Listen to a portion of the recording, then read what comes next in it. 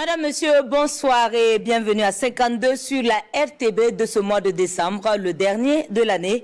Et une fois de plus, on s'intéresse aux actions de lutte antiterroriste. 4 semaines sur l'axe Kaya-Tougouri.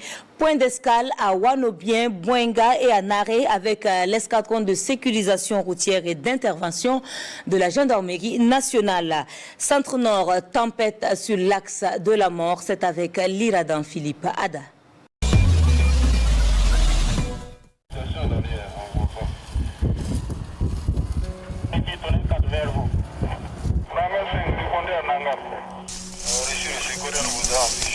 Donc continuez la tempête,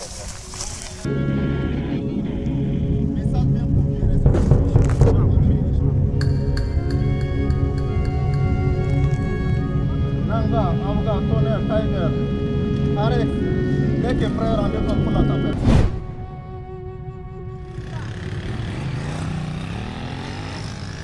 La rage dans les roues, sur les visages et bien plus dans les cœurs, avec cette terrible pression sur les montures en allure fonçant sur la direction d'un territoire exsangue qui s'étend sur des dizaines de kilomètres.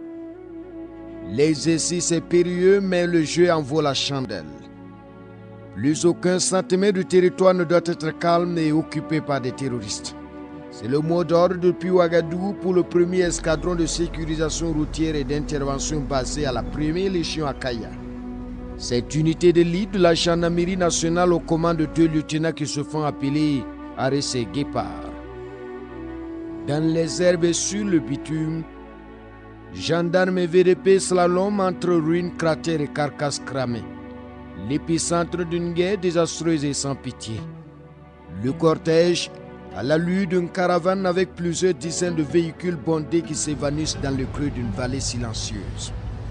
Le point de chute, c'est Tougouri, à 68 km de Kaya, la capitale du centre-nord. Parmi ces hommes de l'escorte, certains ne verront pas la fin de l'opération.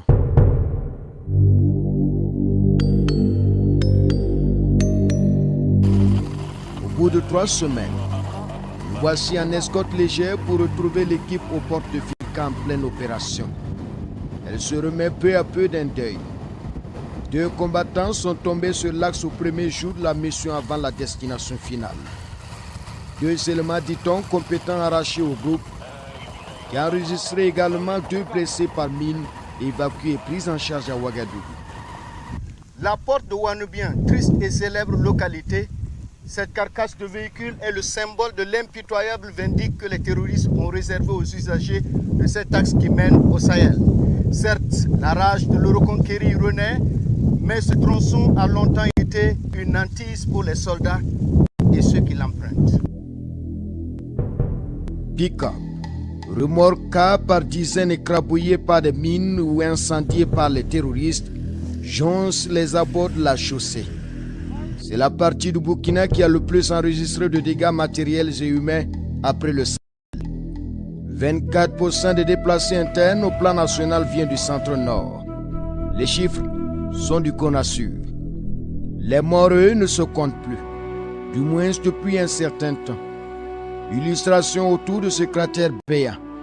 Cette bombe a tué 2 terroristes qui préparaient une embuscade à la mine à effet dirigée contre l'unité. L'explosion a projeté les corps de part et d'autre du bitume. L'odeur fétide enveloppe l'atmosphère suffocante, avec le danger perceptible dans ces épaves et ces marchandises calcinées. La véritable menace sur les axes routiers, pour ce qui concerne la population civile, c'est la menace ID qui pèse plus. Donc ces camions étant calcinés et immobiles sur les axes routiers constituent des endroits de piège pour l'ennemi et au passage de la population, ils actionnent tout simplement les mines qui sont déjà posées, et ce qui crée une certaine terreur au sein de la population qui évite d'emprunter l'axe. Comme cet escadron, la gendarmerie nationale en dispose 6. 3 sont pour l'instant opérationnels. La mission: conquérir et assurer la viabilité des axes routiers stratégiques à travers des patrouilles en permanence. Celui-ci a pour rayon d'action Kaya-Douri, 177 km. La dédale l'obscurie a besoin d'un coup de balai. Mais prudence. Même cramé, cette ferraille peut être piégée. Récemment, un combattant en a été blessé. Nous avons des démineurs qui vont prendre tout le temps, checker le camion et s'assurer qu'il n'est pas piégé avant maintenant que la machine passe maintenant à l'œuvre. La grue passe à l'œuvre. On est amené au moins à 100-150 mètres de l'axe pour éviter toute surprise.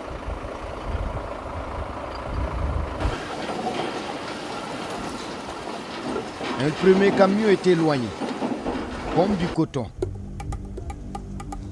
En peu de temps, le résultat est éloquent. Mais quand même ici, les choses vont traîner. La grue ne fait pas le poids devant cette remorque chargée de chaux. C'est la galère. On puisse diminuer la charge avant de pouvoir tracter. Ça, on ne peut pas. Mais il faut agir et mettre ces débris hors de la voie. Essayez cette option-là. Il faut qu'on vide un peu le véhicule là avant de pouvoir tracter. Enlevez celle-là et puis revenez avec maintenant grille. Il faut placer votre truc là ici. Si ça prend là, dès que vous soulevez là, vous n'allez pas pouvoir renverser, mais le changement là va se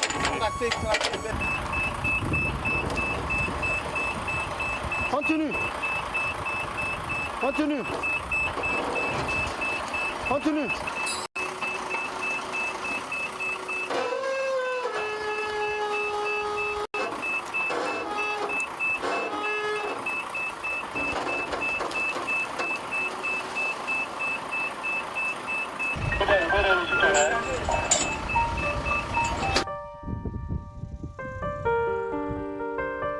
Un peu plus loin, des éléments supervisent ici l'enlèvement de maïs.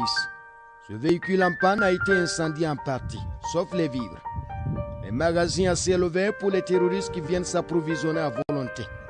Avec cette opération, c'est la fin du service libre et de la prise en charge gratuite. C'est aussi cela la mission des forces combattantes sur l'axe. Permettre aux victimes de récupérer le peu qui reste de leur bien. À côté, une deuxième grue entre en jeu. Un squelette de car de transport est évacué au plus vite. L'engin est attendu à hauteur de Naré pour une mission de sauvetage. Cette localité, vous le savez, a été plusieurs fois victime d'attaques terroristes jusqu'à ce que les populations soient dégarpies. Et il y a un pont à quelques kilomètres d'ici qui a été plusieurs fois vandalisé puis reconstruit par les forces de défense et de sécurité. Mais là, on n'y va pas, on continue tout droit dans la broussaille pour récupérer un véhicule qui a été détourné par les terroristes.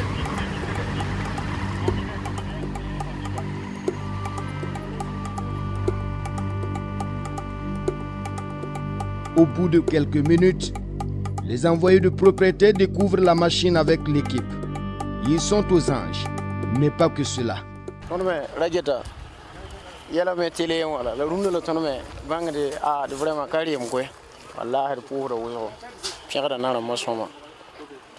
Depuis Rabitin, on a mis Kazam, on a mis un convoi.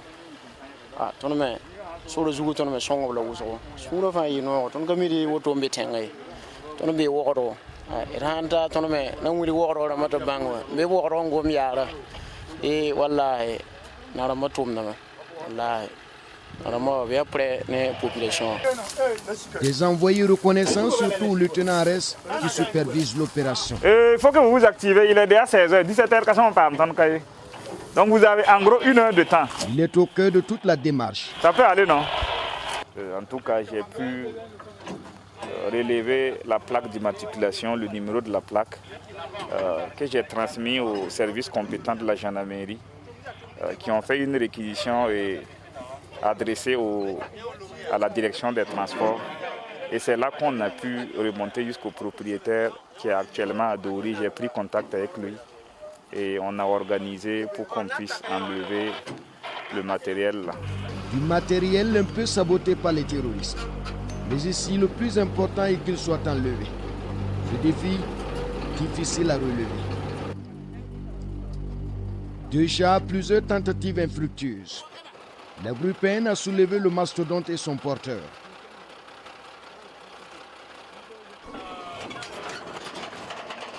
Pendant ce temps, sur le pont de Wannevien, l'équipe vient de se délivrer. La remorque, du moins ce qu'il en reste, est traînée vers le bas de la chaussée. Le contenu ne sert plus à rien. Une perte énorme pour le propriétaire. Tous ceux qui ont eu le malheur de croiser le chemin des terroristes subissent le même sort. Certains sautent sur des mines, d'autres sont abattus. Les hommes de la brousse dégainent facilement. Il faut qu'on libère les axes routiers pour que la population puisse se ravitailler. Si nous devrons à chaque fois ravitailler les différentes villes par convoi, ça sera très difficile pour nous. Donc il faut qu'on permette à la population elle-même de se ravitailler dans les différentes villes. C'est que la pression est là. L'ennemi compte vraiment isoler les grandes villes pour les asphyxier. Et je vous dis que aucun sacrifice n'est de trop s'il s'agit de préserver des vies. Aucun sacrifice n'est de trop.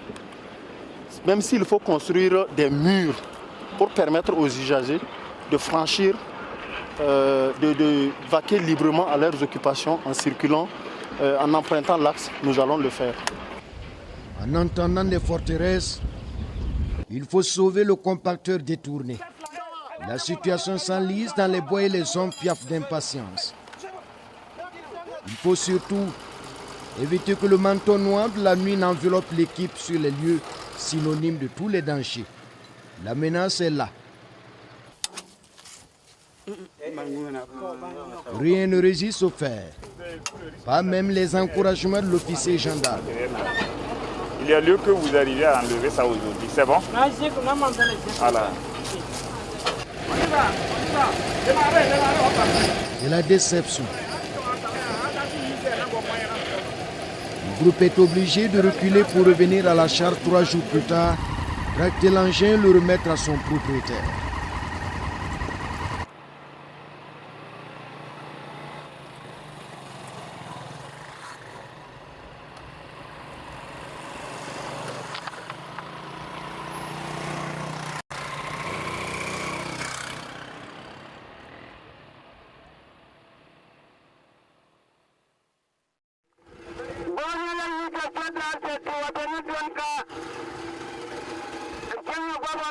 Nous sommes à quelques jours de la fin et la mission amorce un virage important avec au menu une activité majeure.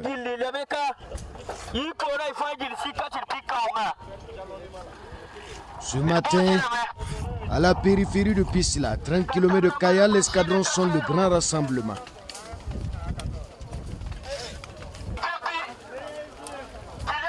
Tronçonneuse, hache et machette. L'arsenal d'une guérilla contre les cachets de tireurs embusqués, les guetteurs et autres poseurs de bombes. Quelques jours plus tôt, une opération similaire avait permis aux populations de Tougouri de débarrasser une bonne partie de l'axe de ces arbres et buissons encombrants.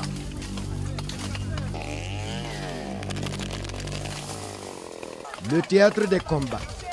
L'ambiance est colorée des racines aux branches. Tous sont répondus présents à l'invitation de l'unité. Pour ainsi dire que c'est à l'appel de la nation en détresse.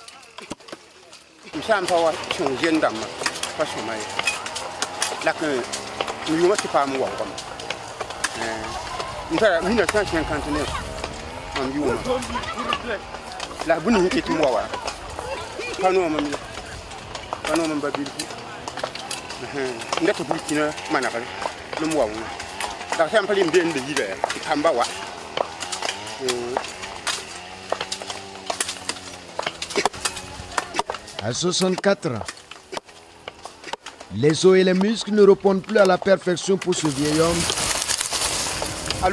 sauf la rage d'en finir avec le terrorisme. Une colère contagieuse qui ravage buissons gros et petits arbres à coups de machette.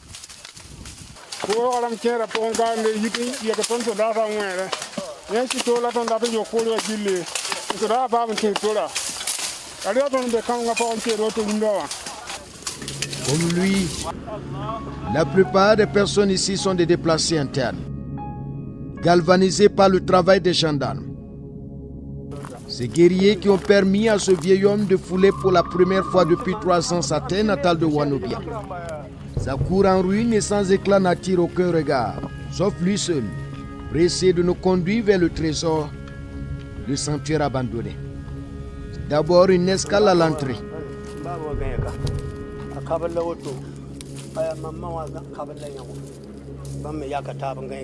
Rien que des fantômes qui ne parlent pas et le décor d'un effroi sans fin.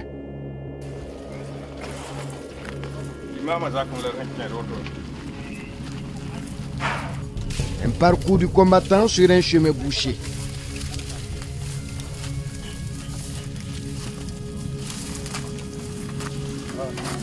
Enfin, nous voici à la porte.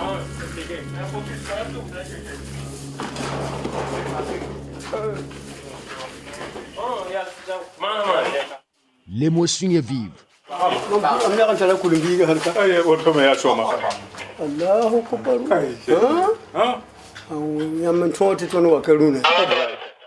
Un miracle vient de se produire.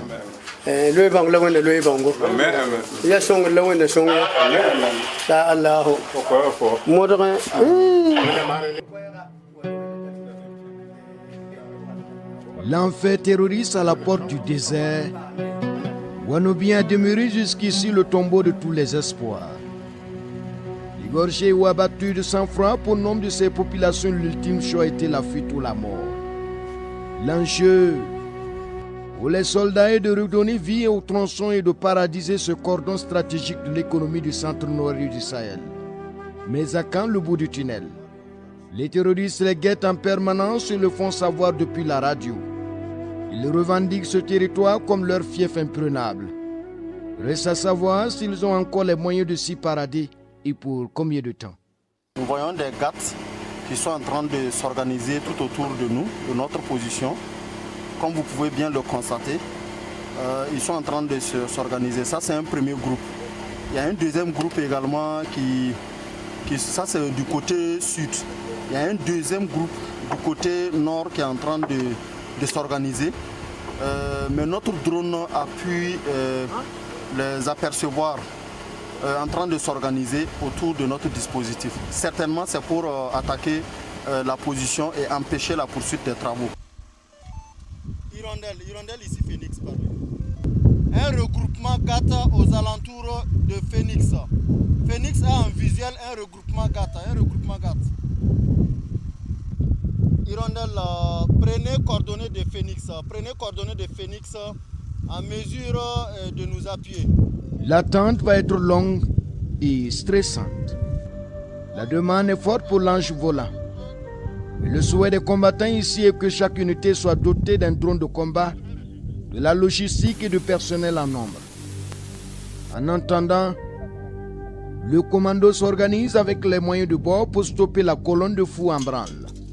Seule l'inquiétude, la population civile qui fait craindre des victimes collatérales en cas d'affrontement ouvert. Explication du lieutenant Guépa qui actionne son plan de salut. Faites environ 2 km dans cette direction. 2 kilos. 2 roquettes. Juste pour la dissuasion. Et c'est la débandade pour ce groupe. Une autre injonction tente de faire diversion. La tension monte. Vite, une équipe réduite se lance pour le contenir et éviter de troubler la quiétude des civils. Moto blindés et pick-up rasent les herbes. Hors de la piste, c'est la course contre la montre. PKM et 12-7. Des balles envoient le message. Les éléments terroristes effrayés prennent la peau des tempêtes.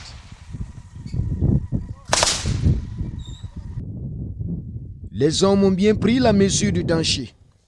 Le lieu est un point de passage des groupes terroristes.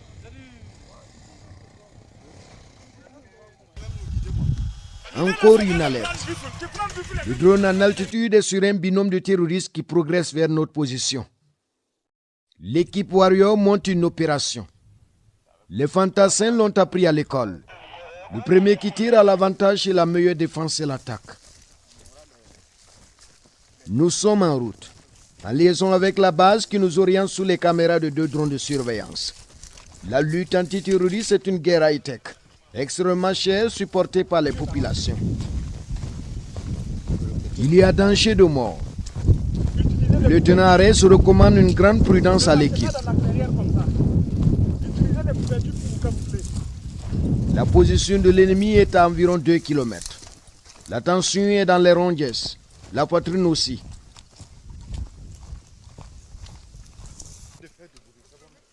L'équipe d'appui prend position là.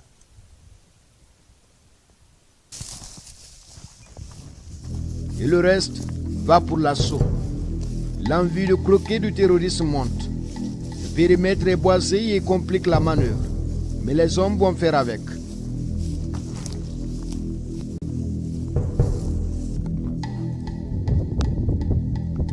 Les cibles sont à portée des canons qu'on agisse avant ce silence pesant.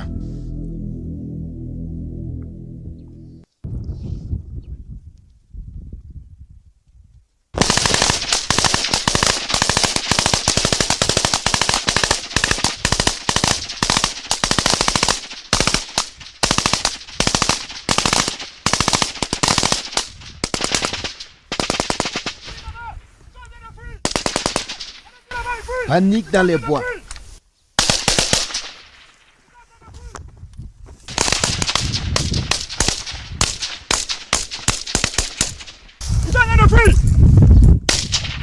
Les terroristes tentent de s'extirper du feu des combattants, mais le drone ne les lâche pas d'un œil. La chasse à l'homme s'engage.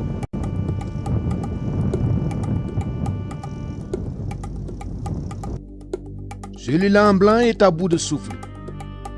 Il est chanceux. Le drone vient de le perdre.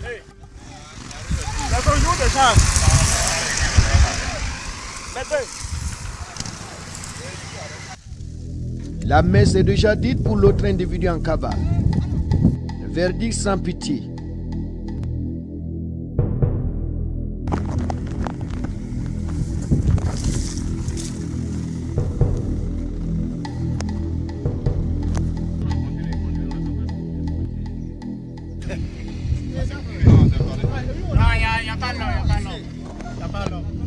Ambiance de victoire après la traque. Le théâtre des opérations. Un lieu de repos sans confort pour les terroristes. Le butin rassemblé à la valeur de symbole. Il y a aussi des trophées de guerre cachés. En fait, l'élément croyait tenir un simple poste radio antenne tendue pour s'informer.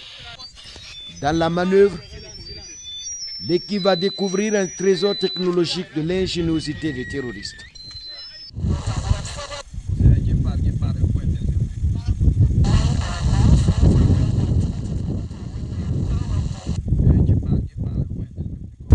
Ils ont un poste, je ne sais pas comment ils se sont débrouillés, mais à travers ce poste émetteur-récepteur, ce poste récepteur, ils arrivent à intercepter notre communication.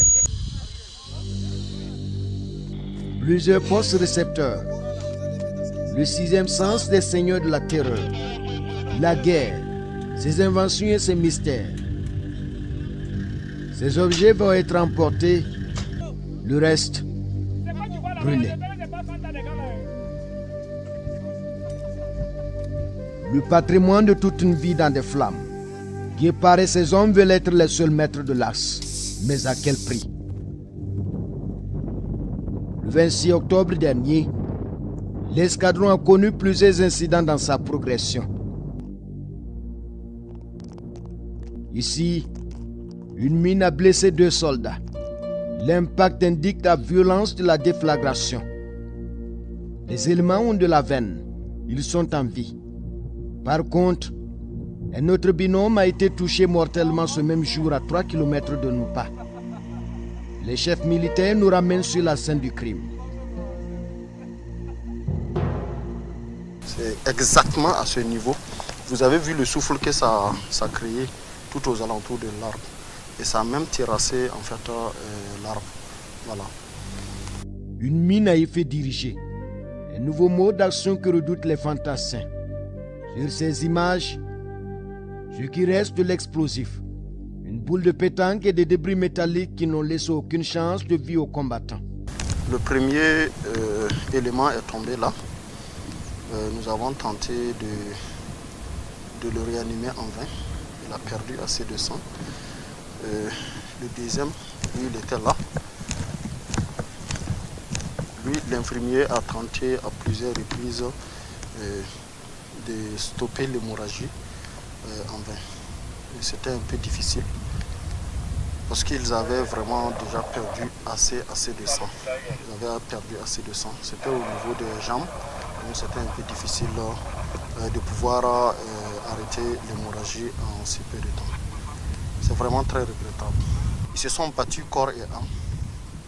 Ils ont donné le sacrifice suprême pour la paix de notre pays. Et soyez-en sûrs, votre combat ne sera pas vain. Nous allons poursuivre jusqu'à ce que notre pays soit libéré totalement de ces terroristes.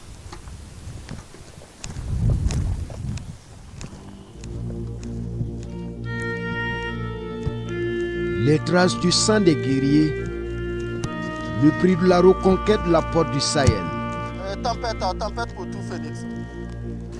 Dans ces contrées comme ailleurs, les soldats refusent de rengainer malgré les coups durs. D'ailleurs, dit-on ici, les unités reprennent du poil de la bête. Les terroristes n'ont plus l'initiative des combats, sauf à se rabattre sur des mines qu'ils ensemencent le long de ce labyrinthe, pour l'instant fantomatique qui relie des villages en ruine, sans vie. La politique de la terre brûlée et la loi des terroristes qui s'en prennent aux biens privés et publics. Leurs actions répétées sur ce pont à hauteur de Boenga ont laissé un décor de guerre et un paysage anxieux sur la route nationale numéro 3. Le cratère est toujours frais. Le lieu est chargé de tristes histoires. Ici sont tombés plusieurs éléments des forces de défense et de sécurité, notamment l'adjudant Pascal Doye, ce célèbre commando de gendarmerie et 4 de ses hommes le 5 mai 2022. Un drame qui continue de hanter les usagers de cette infrastructure qui a besoin de bitume, tout comme ses nombreux nids de poules et bien d'autres infrastructures stratégiques de l'axe. Après plusieurs jours d'opération, nous voici sur le fameux pont Naré. Le pont qui a été plusieurs fois dynamité par les terroristes. Je pense que si je ne me trompe pas, ça fait la 3e fois qu'ils l'ont dynamité. Finalement, nous étions obligés de mettre en tout cas un pont mobile pour permettre toujours le trafic en direction du Sahel. Le pont respire à peine. Tous ses flancs ont été endommagés.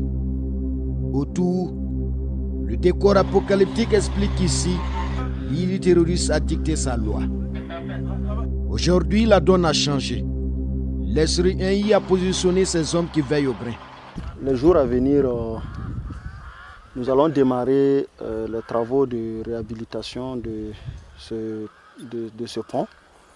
Je pense qu'il y a une entreprise qui est déjà identifiée à cet effet.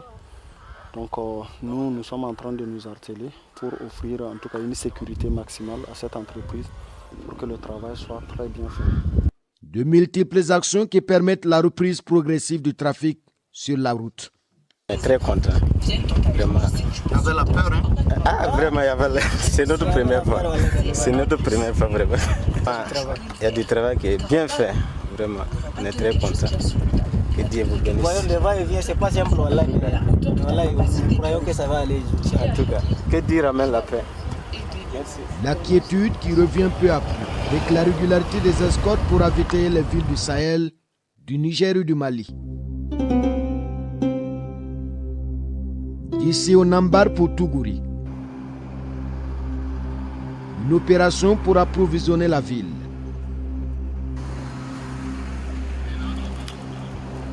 Motos et véhicules vrombissent. Il n'y a pas longtemps, monter dans un cas comme celui-ci, c'est prendre un risque.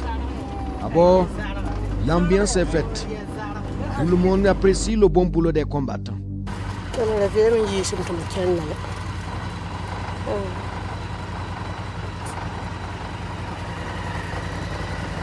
ton suno no me ne sura nya ton woto voilà ton me nga woto suno no woto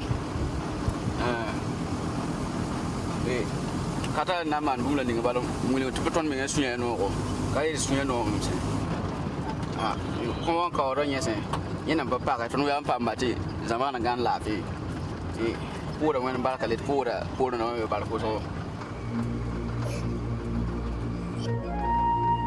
Au bout de quelques minutes, voici à destination. Les passagers vident les cargaisons. C'est un soulagement.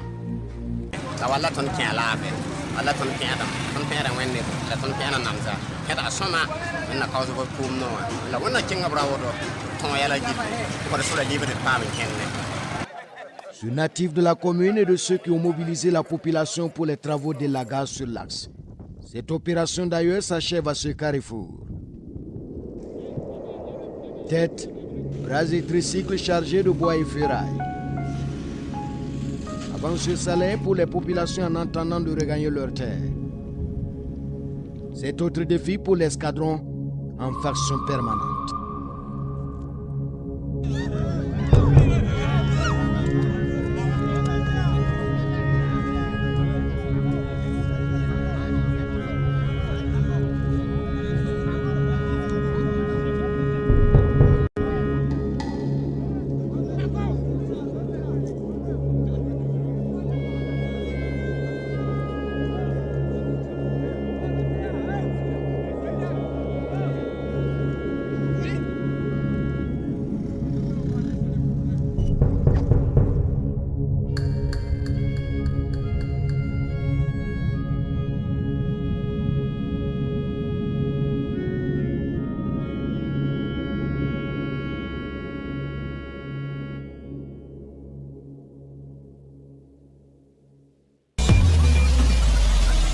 Liradan Philippe Ada que nous retrouvons juste après ce grand reportage. Bonsoir Liradan. Bonsoir Bini. Alors, bonsoir à tous. Atmosphère glaciale dès les premières images de ce grand reportage. Oui, il faut dire que lorsque on s'est lancé pour la reconquête de l'axe, ou du moins pour la consolidation de la paix à ce niveau, l'axe Kaya-Tougouri, nous avons été cueillis froidement par une mine qui a fait 2 mois dans les rangs. Et c'est un peu difficile pour que la mission puisse continuer, mais grâce au courage, au dévouement des hommes, la mission a pu continuer normalement. Une mission endeuillée dès le démarrage, et vous le dites dans les images et dans votre commentaire, tout au long de l'axe également, on le sent, c'est la mort à plein nez. Oui, il faut dire que c'est un axe très stratégique que les terroristes voulaient à tout prix garder, prendre, occuper. Ils ont eu un peu de temps pour le faire. Lorsque vous arrivez, il y a des véhicules, des cars, des remorques calcinés tout au long du tronçon. Et il y a aussi des corps à certains niveaux en état de putréfaction. Ça veut dire qu'ils sont... Ouanoubien, par exemple, a été pendant longtemps leur fief. Et malgré les grandes actions, ils se faisaient sentir, j'allais dire, se signaler. Vous le dites souvent, ils venaient parader. Ils venaient parader, mais avec le temps, ces derniers temps, effectivement, leurs mouvements ont été réduits. Et puis, bon, avec cette opération encore, ça s'est accentué. Mais il y a toujours, le serpent n'est pas totalement mort et qu'il y a des actions qui doivent être davantage entreprises. Ils ne relâchent pas, ils reviennent toujours. Oui, ils reviennent parce que, comme je l'ai dit tantôt, c'est leur fief et ils font tout pour y rester parce que certainement ça y va aussi de leur survie. Donc, vous avez parlé dans l'élément également d'un axe qui est assez stratégique. Pourquoi il est temps pour ces groupes armés. On a évoqué le commerce. Est-ce qu'il y a d'autres raisons également? Oui, bien sûr que le commerce, c'est la plus grande partie, c'est ce qui fait de l'axe un axe stratégique, sa particularité, parce que c'est aussi la porte, c'est un cordon économique pour le Sahel, le Grand Sahel. Vous voyez, c'est lorsque les gens, les commerçants, les routiers quittent par exemple la Côte d'Ivoire, il faut nécessairement passer par Dori pour aller, pour desservir par exemple les villes du Niger et du Mali. Donc les terroristes faisaient tout possible pour bloquer, asphyxier la ville par exemple de Dori et même les villes avant Dori. Donc c'est vraiment un axe hautement stratégique que l'escadron a tenté de récupérer et d'occuper pour ne pas laisser les terroristes détruire l'économie complètement au niveau de cette partie de Burkina. Et la particularité de ces escadrons, c'est surtout de sécuriser ces axes routiers. Oui. La gendarmerie nationale dispose de 6 escadrons. Il y a pour l'instant 3 qui sont opérationnels, repartis entre les 3 premières légions, c'est-à-dire la première légion, la deuxième et la troisième. La première qui est basée à Kaya, la deuxième basée à Bobo-Dioulasso, la troisième à Ouagadougou. Alors donc, leur rôle, ces escadrons, c'est de pouvoir reconquérir les axes, assurer la viabilité et permettre aux populations de pouvoir circuler librement et également accompagner les escortes, escorter les convois de ravitaillement des villes et puis détruire les bases terroristes qui sont au niveau de leur zone de déploiement. Et on l'a vu, les terroristes qui sont également de plus en plus ingénieux avec ces radios d'interception des communications de nos forces de défense. Ça, c'était la surprise pour moi, parce que les forces combattantes déjà sont habituées à ce type de surprise ou bien de découverte. Mais pour moi, civil, c'était nouveau. C'était nouveau de voir un simple poste radio qui permet d'écouter, d'intercepter des communications.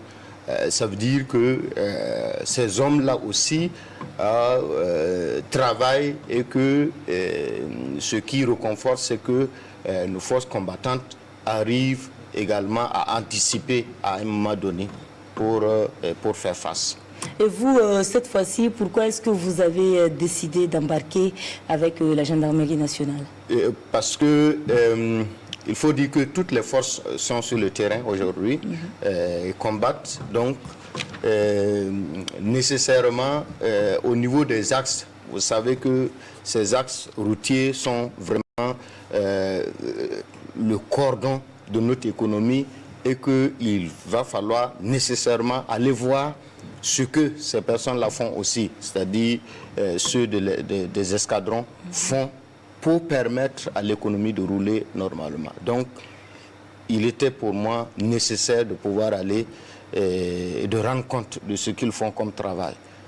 Également, toutes les forces, comme je le disais tantôt, travaillent et chacun doit être mis en lumière pour que les populations puissent davantage être encouragées à les accompagner sur le terrain. La lutte se mène au niveau de plusieurs aspects. On a vu également cette symbiose entre les populations et puis la gendarmerie sur le terrain. Oui, ça a été vraiment un coup de cœur pour moi parce que à Wanobien surtout, on a vu les populations de Piscila, de Tougouri se mobiliser pour élaguer la voie. Donc,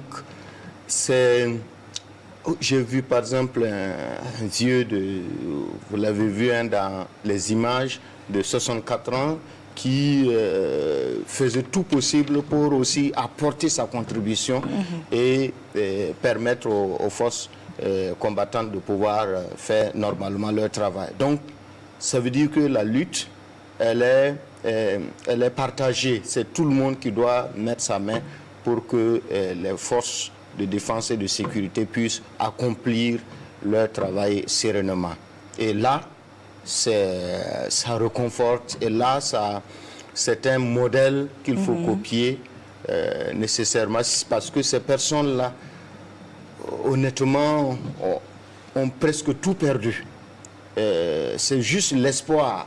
Et cet espoir-là est suscité par les forces combattantes qui sont à leur côté.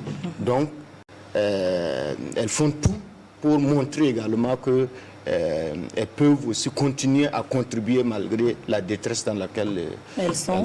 Et elles souhaitent un changement pour les générations futures. Tout à fait, parce que lui, à 64 ans, il n'a plus peut-être un long avenir devant lui. Il travaille pour les générations à venir. Et là, c'est un modèle à copier. D'accord. Alors, Liradan Philippata, dernière question. Qu'est-ce que vous avez rencontré comme difficulté, mais aussi comme particularité au niveau de cette mission? Bon, difficulté déjà, il faut dire que, bon, quand vous prenez cette route-là avec le lot le volume d'émotions qu'on a déjà, à voir toutes ces carcasses, à voir des populations qui ressentent l'espoir, qui revivent l'espoir, ça vous fait, comme je le disais tantôt, c'est un flot d'émotions. C'est un flot d'émotions. Et à part cela, je pense que tout s'est bien passé, hormis également cette situation, ce drame qu'on a vécu au premier jour. Il faut le dire, je n'étais pas sur place parce que j'ai accompagné l'escadron jusqu'à Aïma et je me suis retourné pour d'autres tâches avant de repartir pour la dernière semaine. Et ça faisait 4 semaines que les hommes étaient sur le terrain. Et on rend justement hommage à ces hommes qui se battent sur le terrain. Et aussi à ceux qui ont perdu la vie. La vie, naturellement. C'est avec beaucoup d'émotion, surtout que j'ai pu mettre pied sur certaines localités.